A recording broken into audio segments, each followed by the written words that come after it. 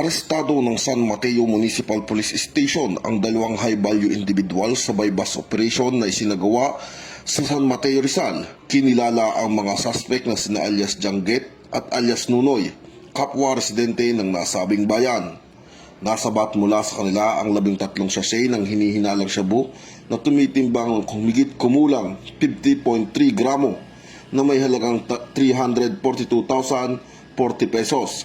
Isang revolver na may 5 bala at bypass money na 500 peso. Ang mga suspect ay nahaharap sa kasong paglabag sa Republic Act 9165 o ang Comprehensive Dangerous Drugs Act of 2002 at Republic Act 10591 o ang Illegal Possession of Firearms and Ammunition. Ayon kay Police Colonel Politeo A. Gonsalgo, Provincial Director ng Rizal Police Provincial Office, ang operasyon ay bahagi ng pinagting ng kampanya laban sa illegal na droga at kriminalidad sa kanilang lalawigan. Mula dito sa Calabarzon, ako ang inyong PNN correspondent, Patrolman Jan Lawrence B. Ilagan, alagad ng batas, tagataguyod ng Balitang Pulis.